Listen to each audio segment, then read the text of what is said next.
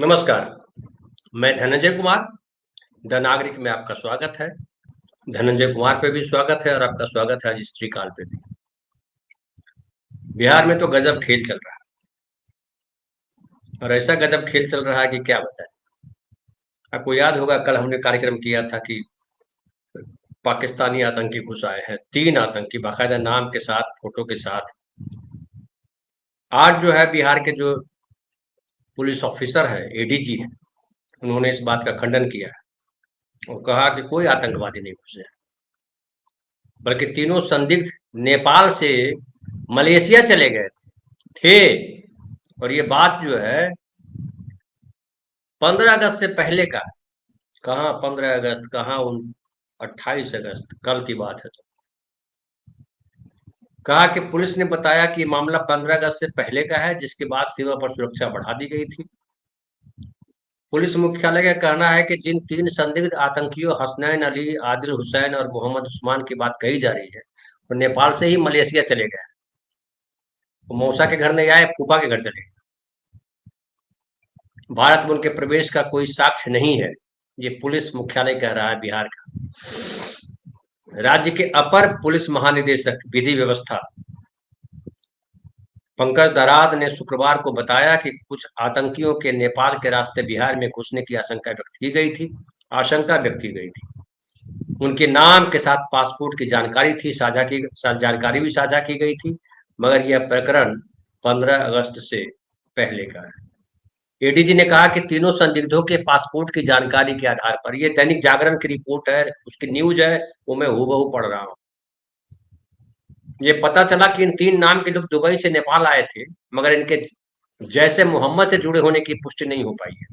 जानकारी मिली कि नेपाल से मलेशिया चले गए। इन तीनों के भारत में प्रवेश की कोई भी जानकारी या साक्ष्य नहीं। तो मान लीजिए कि राहुल गांधी की सभा को डिस्टर्ब करने के लिए किया गया है। राहुल गांधी की सभाएं, जो यात्राएं हो रही है, इतनी भीड़ आ रही है, एक वीडियो भी दिखाता हूँ।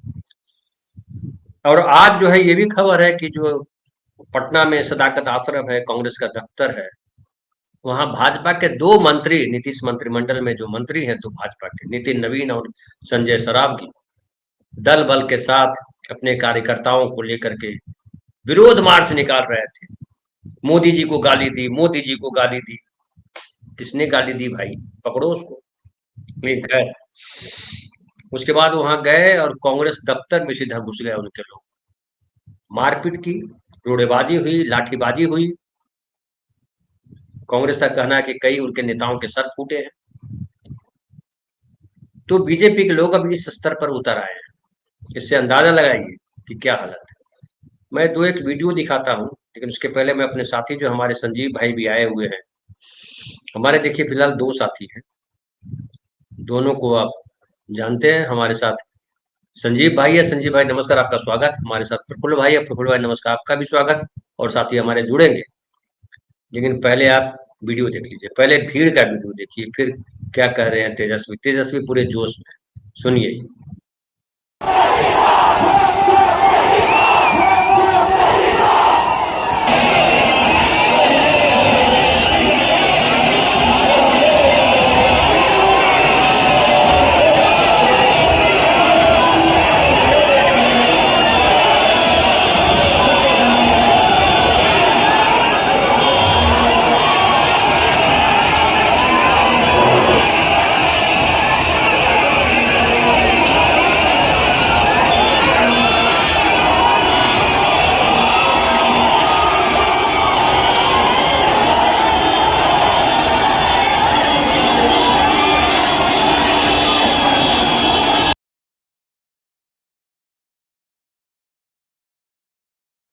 जिंदाबाद। देखिए, सबसे पहले सिवान की धरती पर देश के प्रथम राष्ट्रपति आदरणीय राजेंद्र बाबू जी को हम नमन करते हैं। लेकिन सबसे पहले आप लोगों का ये हुजूम देख करके, जहां तक मेरी यहां से नजर उधर जारी है या इधर जारी है, जन सैलाब आ चुका है। और लोग ठीक ही कहते हैं कि बिहार से ही क्रांति शुरुआत होती है, पूरे देश में पहुंचती है कि नहीं? अरे बताओ, ये भजपैया लोग हमारे संविधान को ही खत्म करना चाहता है, लोकतंत्र मिटा करके राजतंत्र लाना चाहते हैं। मोदी जी, ये आवाज, ये गूंज सिवान की धरती से, ये हर एक जात के लोग, हर एक धर्म के लोग, हर एक वर्ग के लोग, बूढ़ा बच्चा जवान, माता बहन, सब लोग यही कह रहा है कि किसी माइक के लाल में दम नहीं जो हमारे संविधान और लोकतंत्र को खत्म कर दे। एक और वीडियो देख लीजिए। फैक्ट्री है, मैन्युफैक्चरर है, डिस्ट्रीब्यूटर है, होलसेलर है, इनसे बड़ा कोई झूठा व्यक्ति इस दुनिया में पैदा नहीं हुआ होगा।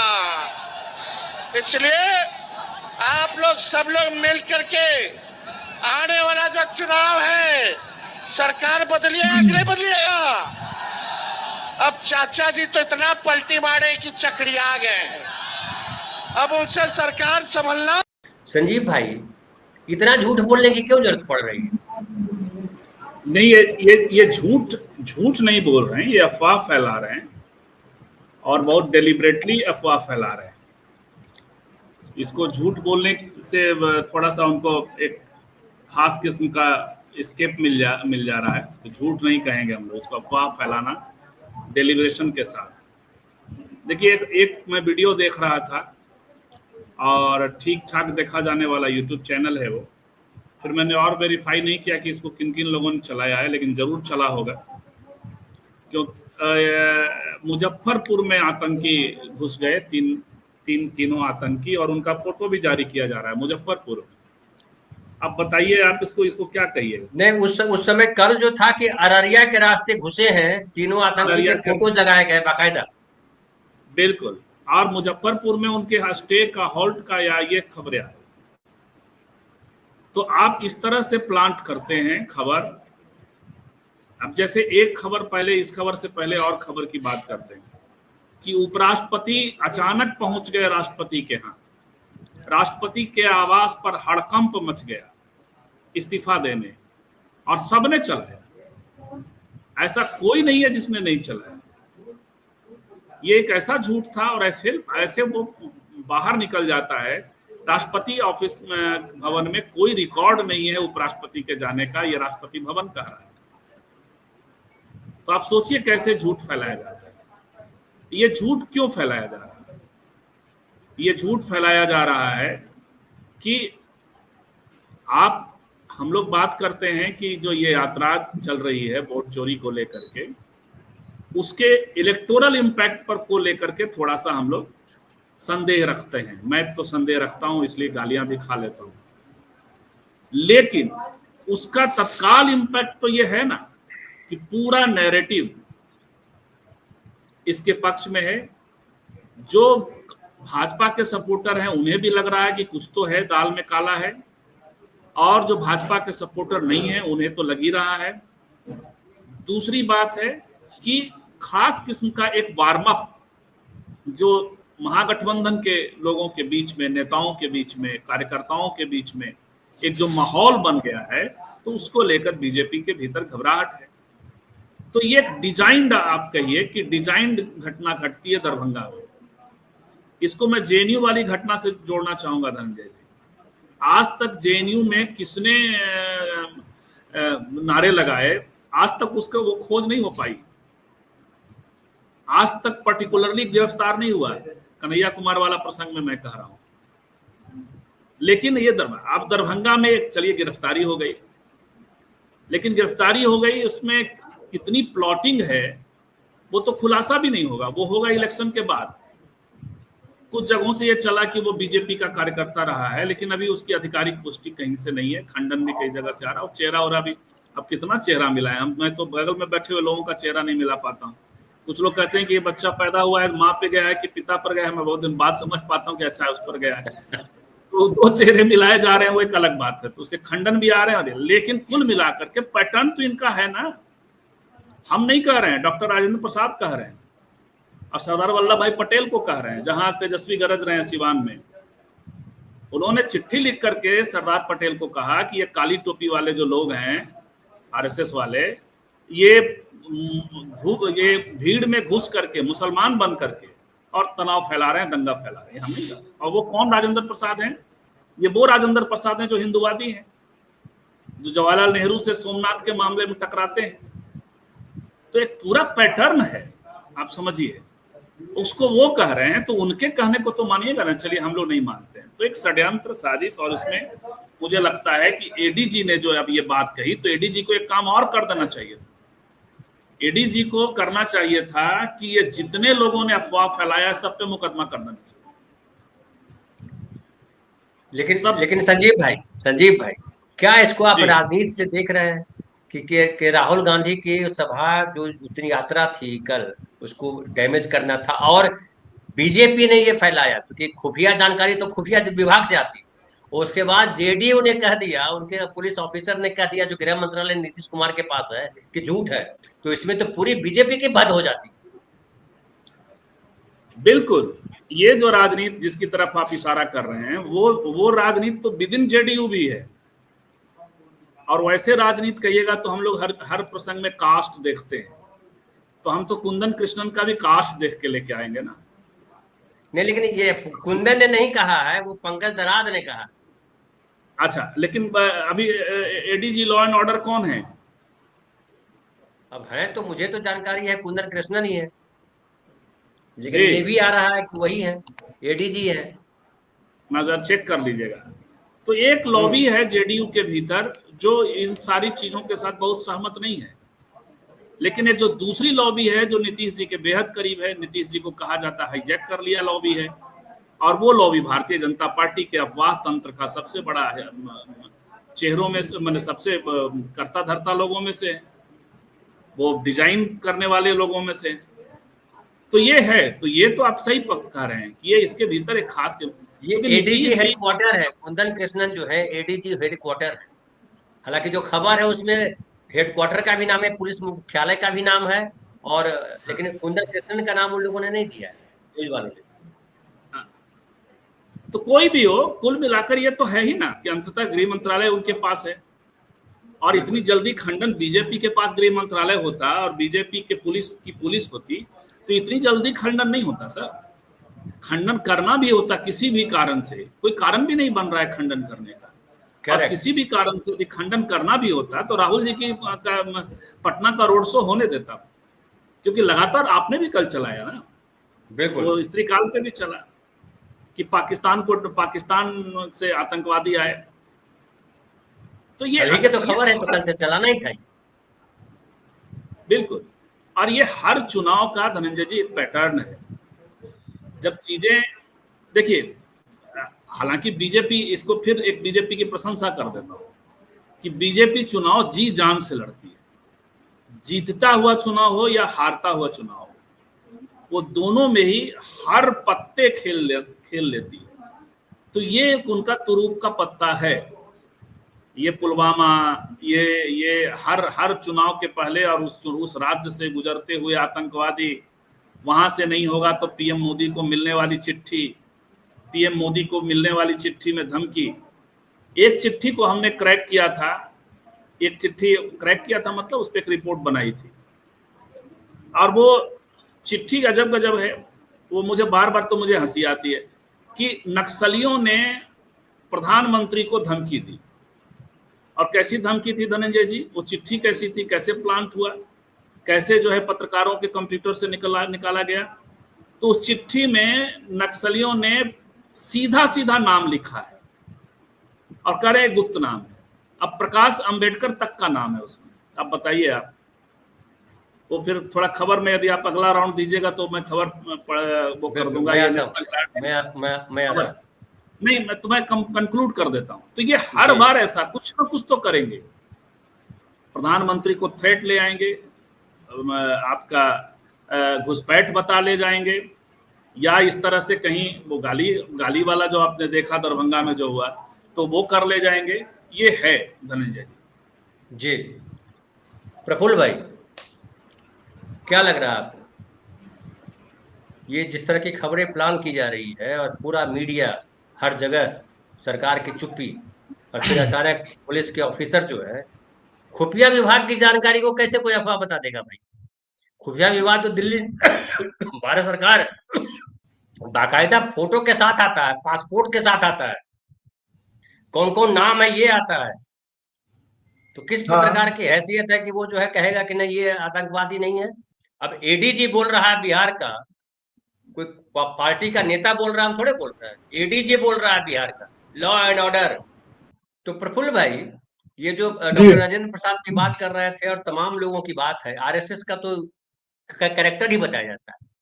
अभी तेजस्वी वही बोल रहे थे कि इस देश का सबसे बड़ा झूठा जो है, दुनिया में इतना बड़ा कोई झूठा नहीं है, ऐसा बोला तेजस्वी यादव। दुनिया में ऐसा कोई झूठा आदमी नहीं है जितना बड़ा झूठा आदमी ये है। तो ये तो प्रमाणित हो जाता है ना प्रफुल्ल भाई।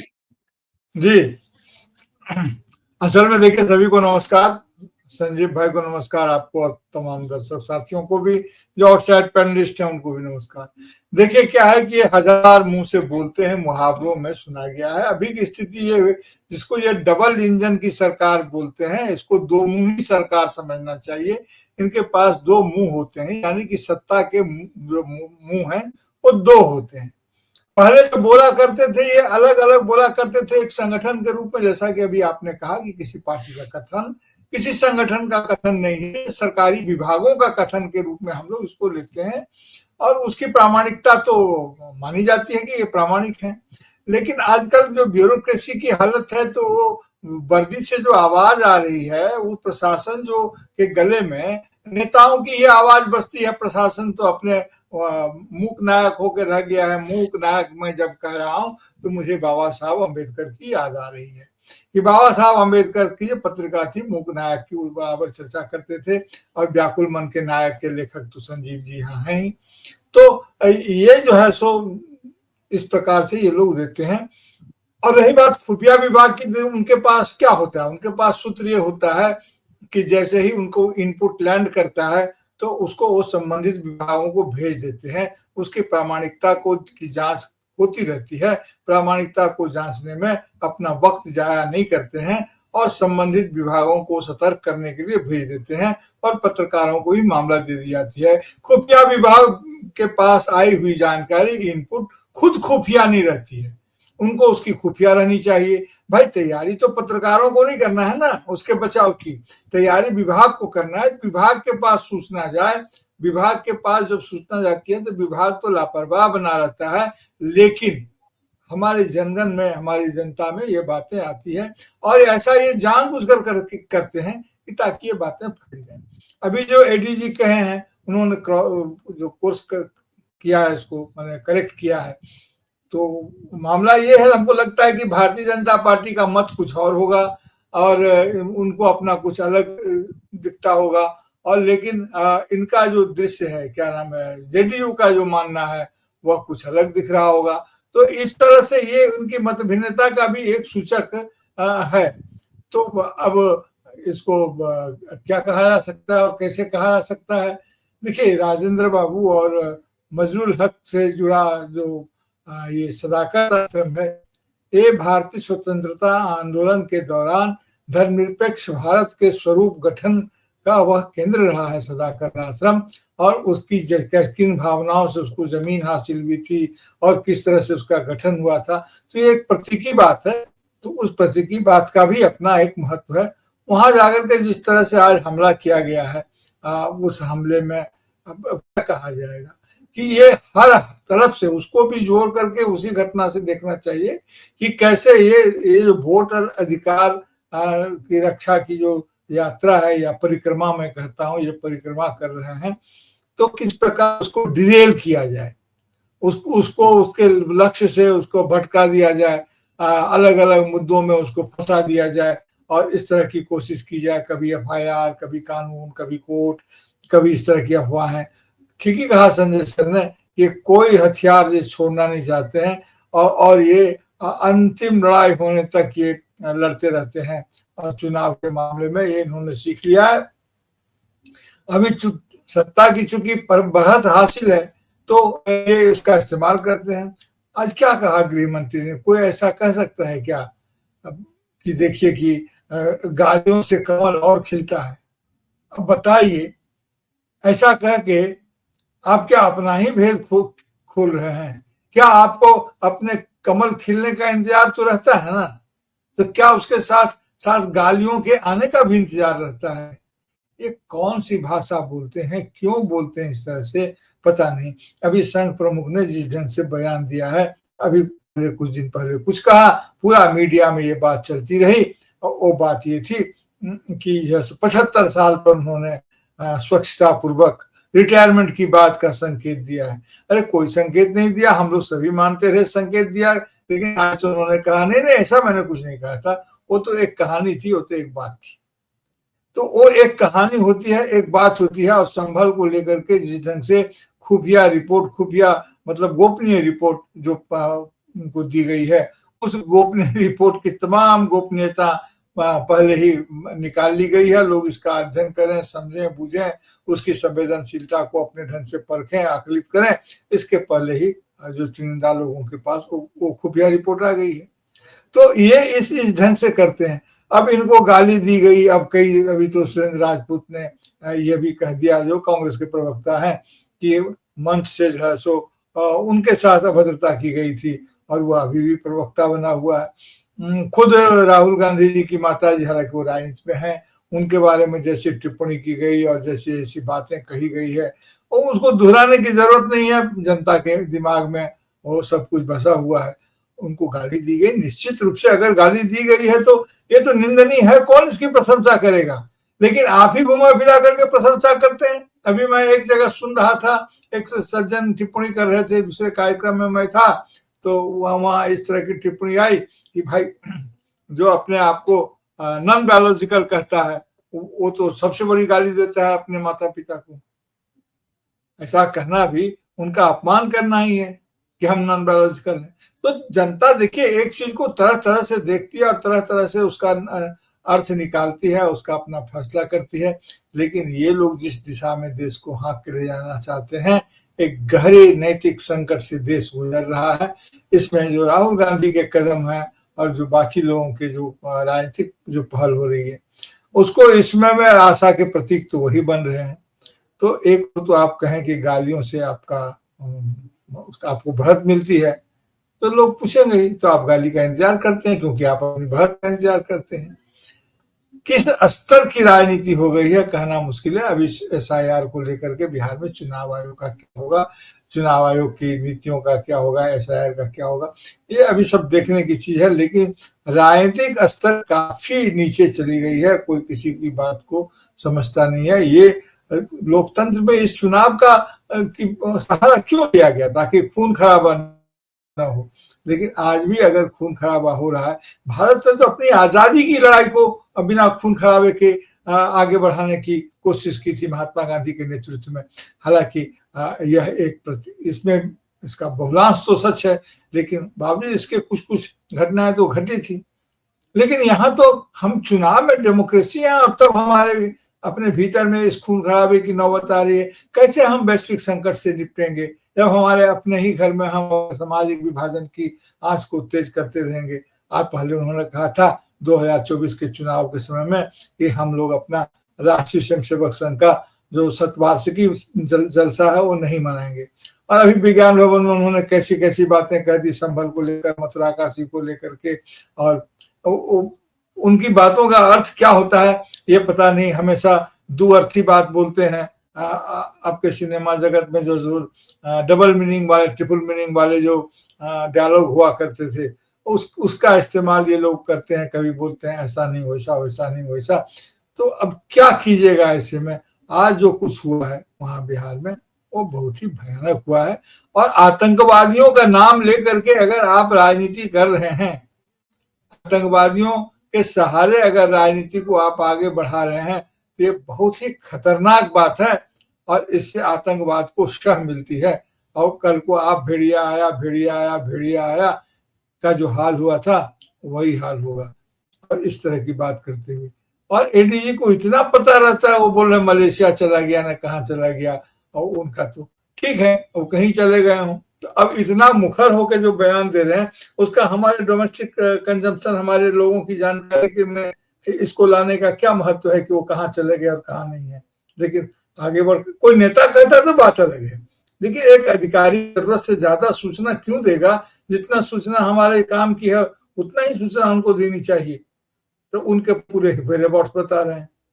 कुल मिलाकर के हमने राजनीति में दो चीजों को जो शामिल कर लिया है, एक तो आतंकी जो मनोभाव है उसको, या आतंकी जो क्या बोलते हैं इसको थ्रेट है, उसको अपना पॉलिटिकल टूल बना लिया है। दूसरा हमारी जो सैन्य शक्ति है, जो हमारी जो अपनी क्षमताएं हैं, उसको भी हम अपने एक राजनीतिक टूल के रूप में कभी कभी इस्तेमाल करने लग जाते हैं। और यह एक खतरनाक प्रवृत्ति की तरफ इसका संकेत है, इसका इशारा है। राजनीति, लोकतांत्रिक राजनीति सिविल स्फीयर की चीज है, इसको जो है सो दूसरे डोमेन में ले जाने का खतरनाक इरादा इनका है। ये चाहते हैं कि जैसे विचारधारा के आधार की लड़ाई शुरू कर दी। उपराष्ट्रपति के चुनाव में उपराष्ट्रपति के कैंडिडेट को, जो हमारे जस्टिस भी रहे हैं सुप्रीम कोर्ट के, उनको इस प्रकार से नक्सलवाद का समर्थक बताया गया। और आरएसएस के जो समर्थक हैं, जो दक्षिणपंथी हैं, उनके खिलाफ खड़े हैं। तो अगर उपराष्ट्रपति के चुनाव को दक्षिण पंथ और वाम पंथ, जैसा कि वो चाह रहे हैं, वो कहते हैं अगर करते हैं तो भारत के संविधान की अपनी विचारधारा है।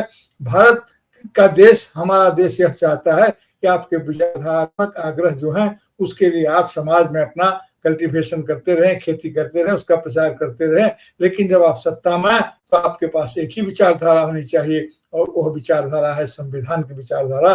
जो संवैधानिक विचारधारा है उसी पर देश को चलना चाहिए। लेकिन इन्हें तो संविधान से भी हाल ही में मोहब्बत हुई है, पहले तो बहुत दिन तक संविधान को मानते ही नहीं थे। तो एक अराजक स्थिति आ गई है, और अराजक स्थिति हमेशा इन लोगों के पक्ष में चली जाती है।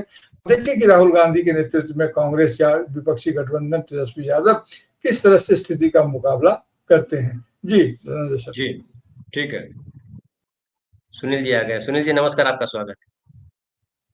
हमें लगा आप आतंकवादी ढूंढने तो नहीं चले गए कि अफवाह फैलाई है, तो गया कहाँ का फाइनली, मलेशिया में कहाँ छुपाए हो सुनील जी? मतलब गुंडाई का ये आलम है कि आप जो है अफवाह फैलाते हो कि खुफिया विभाग का कहना है कि 3 आतंकी अररिया के रास्ते बिहार में घुस गए हैं, नेपाल होते हुए, नेपाल से। बाकायदा उसका फोटो जारी होता है, बाकायदा उसका नाम बताया जाता है, जैसे मोहम्मद का है, फलाने का है, ढिमकाने का, सब हो जाता है। आज एडीजी लॉ एंड ऑर्डर बोल रहे हैं बिहार के कि वो खबर झूठ है, गड़बड़ खबर है। 15 अगस्त के पहले की बात है जब ऐसी खबर आई थी, लेकिन वो भी यहाँ हमने तैयारी की और यहाँ नहीं आए, वहां से मलेशिया चले गए।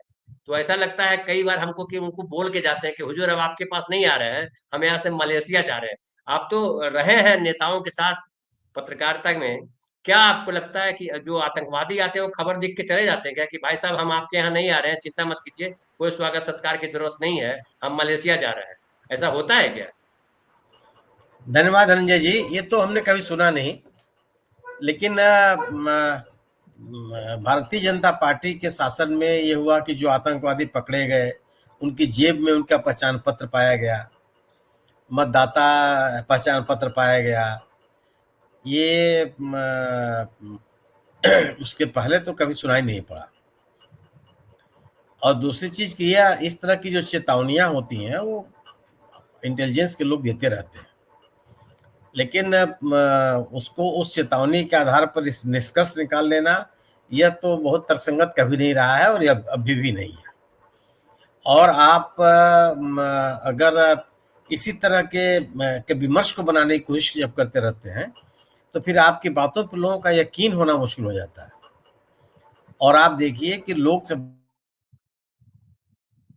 पहलगांव के 3 आतंकवादियों के मारे जाने की खबर दी थी जब बहस चल रही थी। वहां आमतौर पे गृह मंत्री और प्रधानमंत्री और रक्षा मंत्री और विदेश मंत्री की कही गई बातों पर लोग कभी बहस नहीं करते, विश्वास नहीं करते। लेकिन उस वक्तव्य को लेकर के विमर्श कि आखिर ये आतंकवादी उसी समय क्यों मारे गए जब लोकसभा में इसको लेकर के बहस हो रही थी।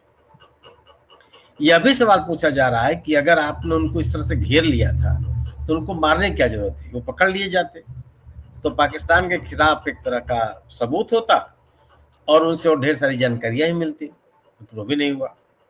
तो इस दौर में, आज के सत्तारूढ़ दल के दौर में, ये इस तरह के विमर्श हैं कि ये यहाँ चले गए, वहां चले गए, ऐसा हो गया, वैसा हो गया।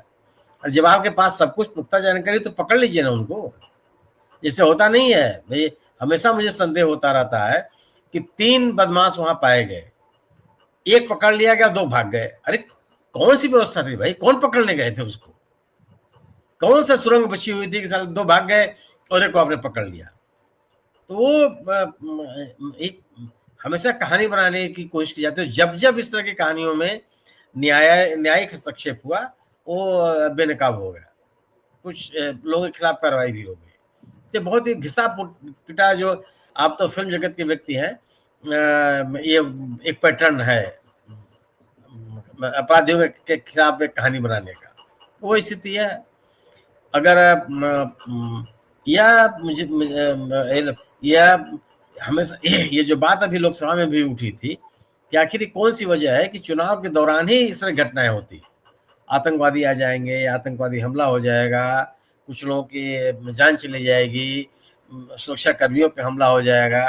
ये बात जो राजनीतिक दल उठा रहे हैं, या लोग भी अभी इन बातों को सुनने लगे कि अचानक किस तरह की घटनाएं क्यों हो जा रही, और जो घटनाएं हो जा रही हैं उनकी जांच नहीं होती। जैसे पहलगांव की घटना देखिए, उसके पहले पुलवामा की घटना देखिए, साथ ही उड़ी की घटना को देख लीजिए, पठानकोट की घटना को देख लीजिए। किसी घटना की कोई जांच कमेटी हो, उस जांच कमेटी की कोई रिपोर्ट हो, उस रिपोर्ट को सार्वजनिक किया गया हो, या उस रिपोर्ट के आधार पे जो अनुशंसाएं की गई है उसके खिलाफ कार्रवाई की जा रही हो, कभी सार्वजनिक रूप से इसकी जानकारी नहीं दी गई। संभल की जांच हुई और खटाखट उसकी रिपोर्ट भी आ गई, लेकिन पहलगांव की घटना क्यों हुई थी, पुलवामा घटना क्यों हुई थी, इस पर कोई बात करने के लिए तैयार नहीं है। याद कीजिएगा, आप करगिल की जब घटना हुई थी, तब उस समय की सरकार, अटल बिहारी वाजपेयी जी की सरकार ने एक कमेटी बनाई थी, और उच्च स्तरीय कमेटी थी, उसने जांच की थी, बाकायदे उसने कुछ अनुशंसाएं भी थी कि आंतरिक सुरक्षा को सुदृढ़ करने के लिए कुछ उपाय किए जाने चाहिए, तो उसकी व्यापक चर्चा भी हुई। तो आज इन चीजों पर चर्चा नहीं होती है, और केवल इसलिए कि एक इन घटना विशेष के आधार पर एक अलग तरह का विमर्श पैदा करने की कोशिश की जाती है, और उस विमर्श में दलीय हित जुड़ जाता है। दलीय हित को अगर आप प्राथमिकता देंगे तो फिर निश्चित रूप से आपके द्वारा या सत्तारूढ़ दल के द्वारा या सरकार के द्वारा जो तैयार किया जा रहा नैरेटिव है, उसकी विश्वसनीयता बन नहीं पाएगी। अब बिहार में जो कुछ भी हो रहा है, अब मुझे लगता है कि भारतीय जनता पार्टी या एनडीए को आप कहिए, उसके पास कोई तरीका नहीं समझ में आ रहा कि आखिर इसका प्रतिकार कैसे करे, या इस पूरे आंदोलन को अविश्वसनीय कैसे बनावे, या इस पूरे आंदोलन में जो जन सहभागिता बढ़ रही है उसको कैसे रोके, या उसका कोई राजनीतिक स्वरूप उनको नहीं समझ में आ रहा। यह बहुत ही शर्मनाक घटना है। भारतीय जनता पार्टी जैसी अपनी दुनिया को सबसे बड़ी पार्टी कहने वाली, अब किसी कार्यालय में क्यों चले जाएंगे झगड़ा करने के लिए, और वो भी उस पार्टी के लिए। मतलब जैसे कि आप कांग्रेस के बारे में भारतीय जनता पार्टी क्या कहती है, या एनडीए के लोग क्या कहते हैं, ये पार्टी, कांग्रेस का कोई संगठन ही नहीं है वहां, कांग्रेस का कोई झंडा ढोने वाला नहीं है, कांग्रेस का कोई कार्यकर्ता नहीं है, कांग्रेस से कोई समर्थक नहीं है। इस तरह की बातें लगातार की जाती है। और अगर कांग्रेस इतना ही महत्वहीन है, इतना ही संदर्भहीन है, इतना ही राजनीतिक रूप से बेगैरत हो चुकी है, तो उसके कार्यालय में जाकर झगड़ा करने की क्या जरूरत है? क्यों जा रहा है?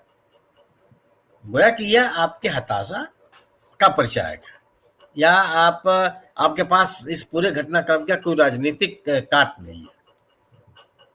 दूसरी चीज ये है कि अब जो घटनाक्रम सामने आ रहा है, कितना सही है कितना गलत है मैं नहीं कह सकता, कि जिस व्यक्ति को इस जो प्रधानमंत्री जी की माता जी को के बारे में अपशब्द कहने का जो आरोप है, जिस आरोप में गिरफ्तार किया गया, पहले तो जिस जगह से ये बात कही गई उस जगह पे इंडिया गठबंधन के नेता गए ही नहीं, राहुल गांधी नहीं गए, तेजस्वी यादव नहीं गए, दीपंकर भट्टाचार्य जी नहीं गए, राजेश राम जी नहीं गए, कोई नेता उस मंच पे चढ़ा नहीं, गया ही नहीं। उस यात्रा के दौरान रास्ते में एक जगह बनाई गई थी, उस मंच बनाया गया था, उस मंच पे कोई नहीं गया।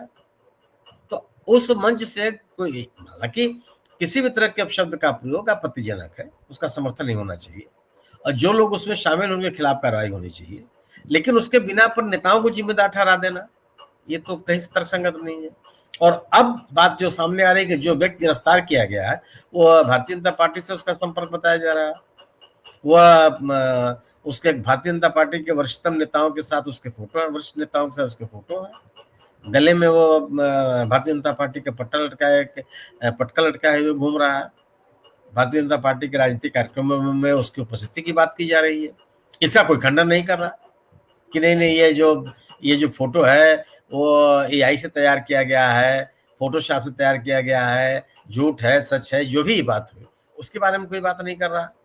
और ये बात जबरदस्त तरीके से चर्चा में है कि तो अगर यह बात सही है कि बाकायदे एक भारतीय जनता पार्टी का कार्यकर्ता इस घटना को अंजाम दिया कि विमर्श बदल जाए और भारतीय जनता पार्टी इस मामले में कांग्रेस पार्टी कार्यालय पे हमला कर दे, तो ये इन चीजों से आप जो आपके सामने राजनीतिक चुनौतियां हैं, बीजेपी के सामने जो राजनीतिक चुनौतियां हैं, उन चुनौतियों का कोई समाधान हो जाएगा या वो कमजोर पड़ जाएंगी या विमर्श हल्का हो जाएगा, ऐसा मुझे लगता नहीं है। ये इस IR के मुद्दे पे विपक्ष ने, खासतौर से कांग्रेस ने या आरजेडी ने जो माहौल या मालिक के लोगों ने माहौल बनाया है, मुझे लगता है कि ये बहुत बिहार के सुदूरवर्ती इलाकों में लगभग हर इलाके में इसका असर है, और लोग इस विमर्श के कारण से एक राजनीतिक चुनौती जो बनी है एनडीए के लिए, इस चुनौती का समाधान उनको समझ में नहीं आ रहा है, और इसलिए इस तरह की घटना है कि मैं पार्टी कार्यालय पे हमला। अरे भाई, अगर आपको नाराजगी है ठीक है, तो आप अपने ही कार्यालय के सामने धरना दे देते।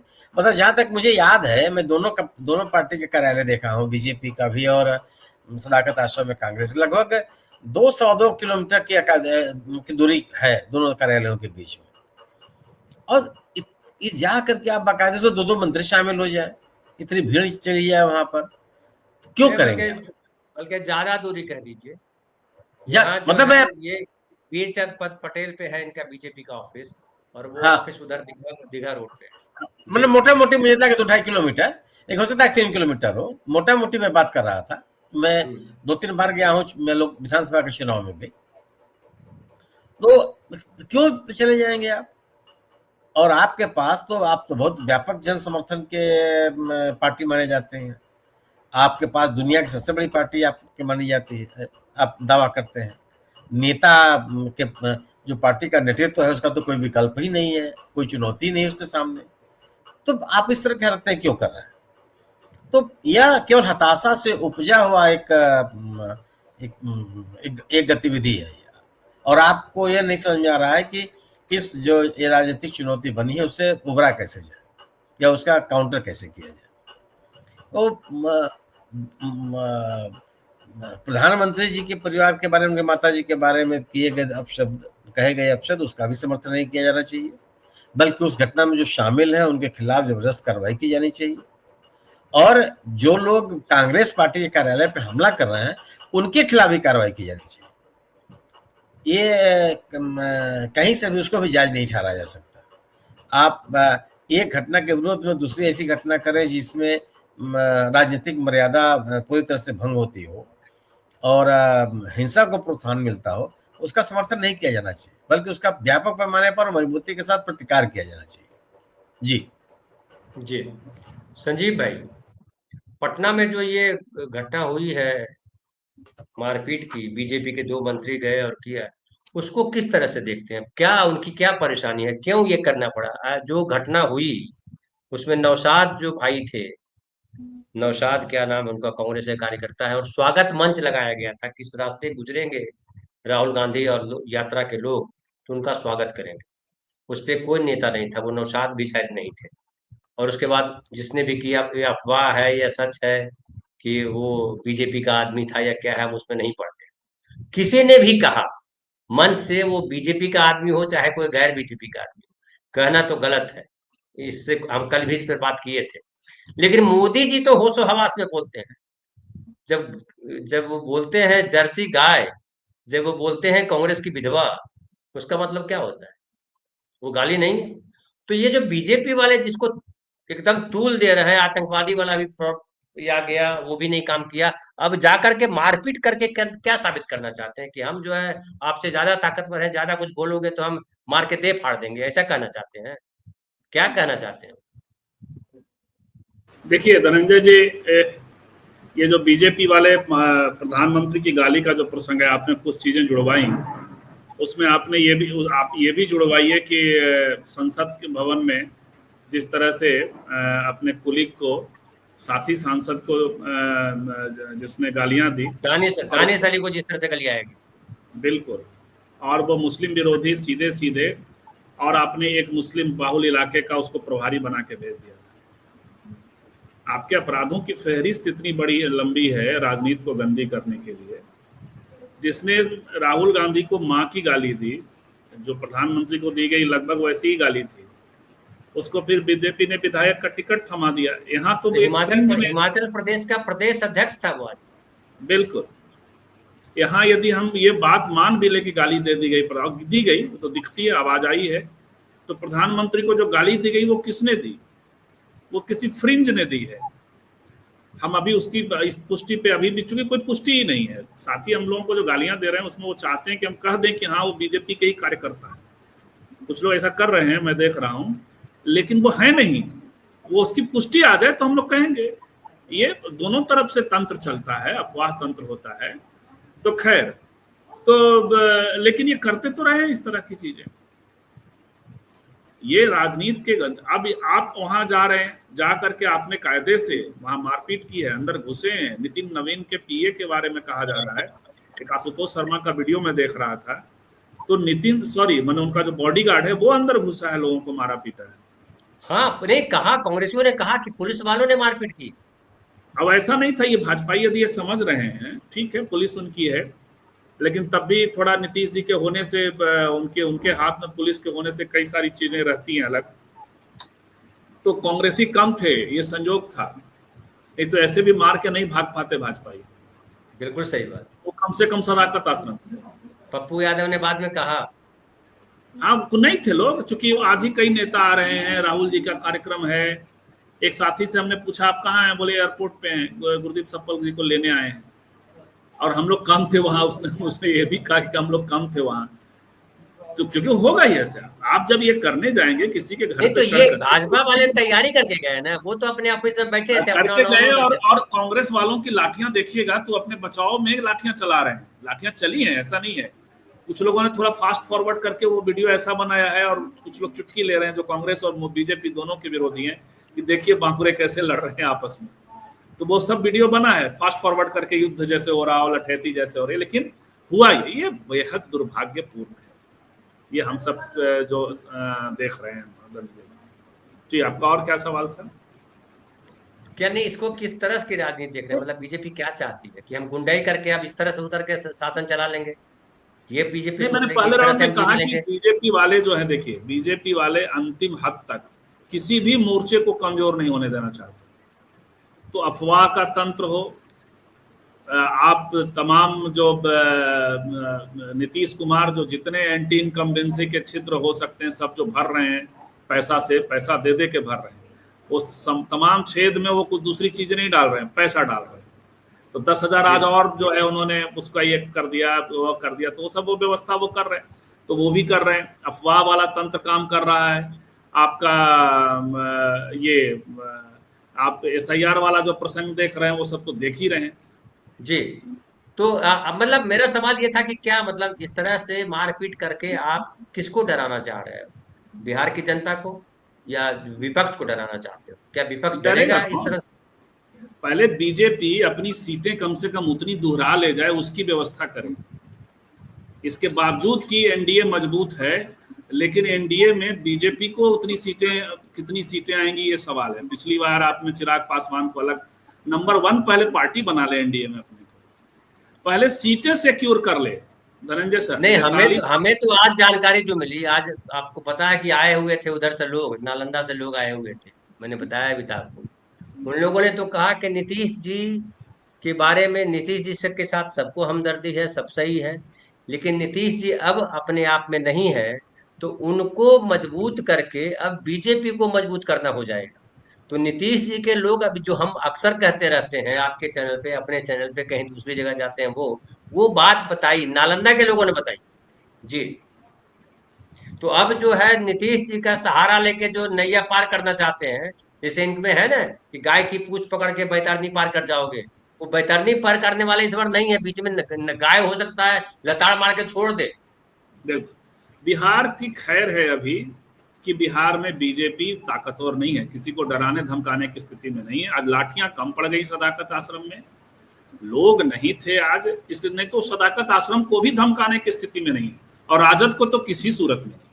किसी सूरत में ये नहीं, ठीक राजद है। दफ्तर पे भले ही पुलिस ले भेज दें, कुछ दृश्य कायम कर दें, लेकिन ऐसे लाठी लेके जा करके वो तो नहीं कर पाए। अच्छा, दोनों जो गए हैं, वो दोनों का बैकग्राउंड अगर चेक कीजिएगा तो मतलब नहीं है। कहाँ से लड़ोगे यार, कैसे लड़ोगे, क्या है जो आप लड़ोगे? मंत्री होकर के लड़ सकते हो, बाकी क्या है? अभी हो सकता है पीडब्ल्यूडी के मिनिस्टर हो तो आपके पास ठेकेदार भरे पड़े हो, लेकिन वो पराये की लाठी कितने दिन काम आएगी? प्रफुल्ल भाई जी, ये दूसरे की लाठी लेकर के कब तक लड़ेंगे आप नीतीश कुमार के कंधे पे चढ़ करके कब तक स्वप्न देखेंगे कि हम सत्ता में बने रहेंगे? क्या आपको लगता है कि बिहार में सामाजिक न्याय छोटी लड़ाई है और हिंदू राष्ट्र बनाना बड़ी लड़ाई है? आप तो मधुबनी में रह चुके, मधुबनी के हैं आप, रह क्या चुकेंगे बोल रहा हूँ, क्या आपको लगता है? नहीं, संभव नहीं है। अब ये ठीक है कि बिहार में जिस ढंग से ये लोग लड़ाई लड़ रहे हैं, और संजीव भाई जिस तरफ से कह रहे हैं कि हर लड़ाई को ये अंतिम दम तक ले जाना चाहते हैं, भारतीय जनता पार्टी कई कारणों से बिहार में उसको अपने दम का समर्थन तो नहीं मिलेगा। ये ठीक है कि अभी बिहार में एक खास वर्ग का समर्थन भारतीय जनता पार्टी को है, कम से कम मिथिलांचल में मुझे लगता है कि इस बार नैया उनकी पलटेगी और वो समर्थन उनको नहीं मिलेगा, क्योंकि एक तो मखाना करके वो उस सेंटीमेंट को हासिल नहीं कर पाएंगे, और दूसरी बात, हर कोई इस बात को समझ रहा है कि आप दूसरे का इस्तेमाल जिस ढंग से करते हैं, आप क्षेत्रीय जो भावनाएं हैं, तो मिथिलांचल तो वैसे भी बहुत क्षेत्रीय अस्मिता के मामले में काफी सजग और संवेदनशील इलाका है, चाहे कोई भी आदमी हो, चाहे वो वहाँ पर जो अपनी जो बिहार में जो जाति समाज आदि का प्रभाव तो है ही, लेकिन इसके साथ ही साथ जो बिहार के जैसे भोजपुर है, मगध है, मिथिला है, तो उनकी अपनी क्षेत्रीय संवेदनशीलता भी तो काम करती है। और जिस ढंग का ये करते आए हैं, ये न भूलें कि अब तक हुआ नहीं, आगे भी होगा नहीं। नीतीश कुमार जी का बल्कि एक समाजवादी आंदोलन और एक कम्युनिस्टिक विचारधारा, जो वामपंथी विचारधारा का एक प्रभाव बिहार में हमेशा से रहा है, एक प्रगतिशील चेतना उसकी रही है। भले ही वह सामाजिक व्यवहार में उतनी प्रखर नहीं रही है, कभी कभी वहां भी उस तरह के घटना हो ही जाते हैं, लेकिन आपको याद होगा कि जिस तरह से देश के दूसरे भागों में अत्याचार की बड़ी बड़ी घटनाएं घट जाती है, बिहार में वह घटनाएं घटती है तो उसके पीछे आक्रमण और प्रतिरोध होता है, खास करके प्रतिरोध की राजनीति के कारण वहां घटनाएं घटती है। ये नीतीश कुमार की लाठी आपने दूसरे की लाठी कही, अब भाई जिसको अपना सहारा नहीं है, अपने ढंग से नहीं खड़ा हो पा रहा है, वो तो लाठी लेंगे ही। 25 साल 20 साल तो हो ही गया, एक नेता इनका वहां पर विश्वसनीय विकसित नहीं हो पाया। भारतीय जनता पार्टी का एक नेता वहां विश्वसनीय नहीं है।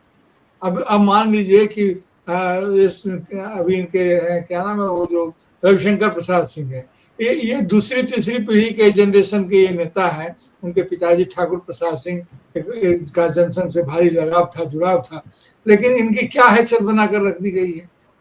शाहनवाज हुसैन सबसे कम उम्र के मंत्री बने अटल बिहारी जमीन पे है कहाँ रविशंकर प्रसाद? जमीन पे कहाँ है? हाँ, जमीन पर नहीं है ना, जमीन शाखा में है, शाखा में ही विकसित हुई। मतलब किस नेता की, कौन सा नेता है बीजेपी में जो ताकतवर है और जिसकी जमीन है?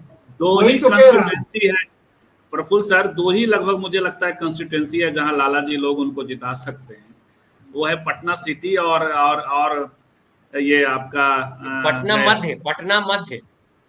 हाँ, पटना मध्य से वो चुनाव लड़ते हैं।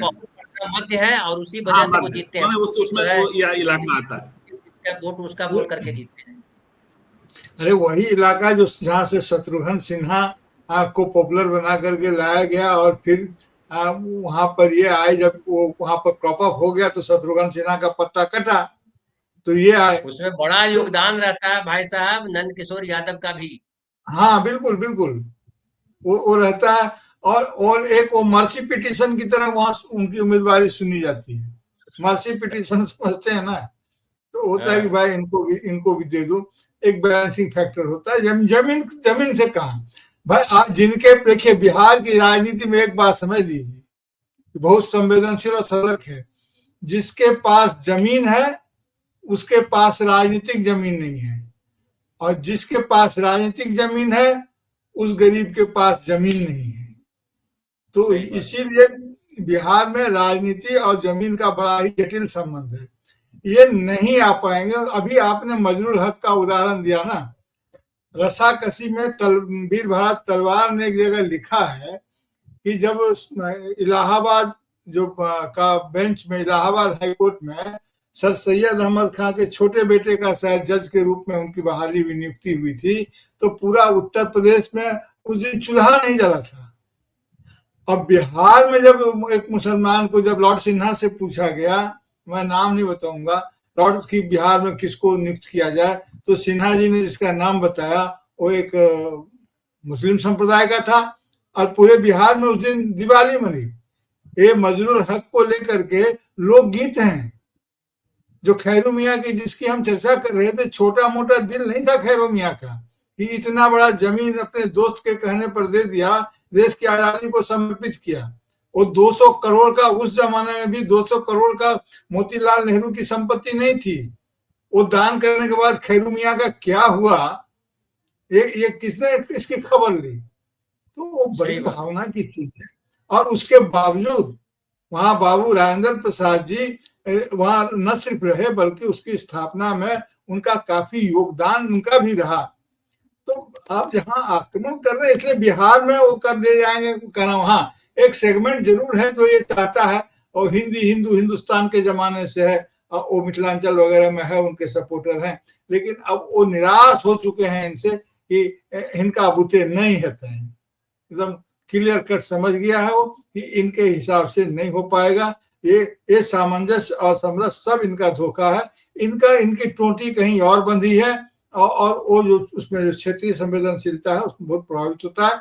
अब अभी गुजरात के लोग जिस ढंग से आ रहे हैं, देखिए कि न्यायालय में आ रहे हैं, बाकी प्रभावी जगह पर आ रहे हैं, ऐसा लग रहा है जैसा कब्जा करना चाहते हैं। इसी राष्ट्रीय स्वयंसेवक संघ की क्या वैधता बचेगी? आप कहते कुछ है, करते कुछ है। इतने बड़े संगठन का दावा करते हैं आप, 2 लाइन शुद्ध मन से बोल नहीं सकते हैं।